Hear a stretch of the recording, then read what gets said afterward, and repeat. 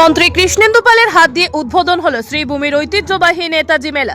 প্রতি বছরই নেই এবারও নেতাজি সুভাষচন্দ্র বসুর 129তম জন্মদিনে শ্রীভূমিতে উদ্বোধন হলো 46তম নেতাজি মেলা ও প্রদর্শনী।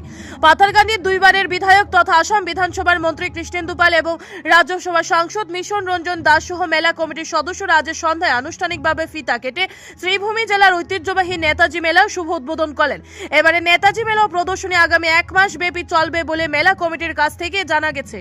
জানি যে 23শে জানুয়ারি নেতাজি সুভাষচন্দ্র বোস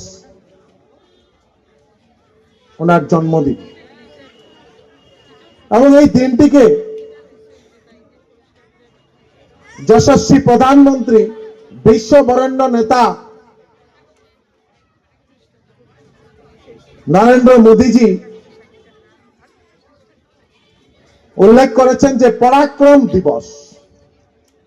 নেতাজি সুভাষচন্দ্র বোস অনেক পরাক্রমী ছিলেন, অনেক তেজস্বী ছিলেন, এবং উনার সব থেকে বড় কথা, নেতাজি মানেই দেশপ্রেম।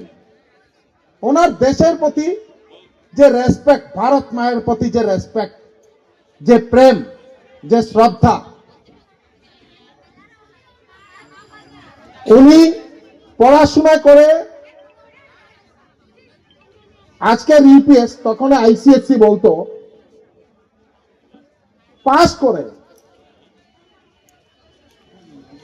উনি ভালো চাকরি করতে পারতেন।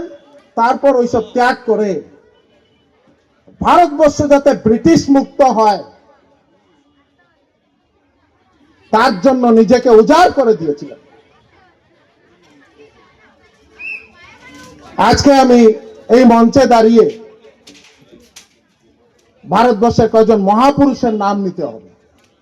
ছত্রপতি শিবাজী মহারাজ,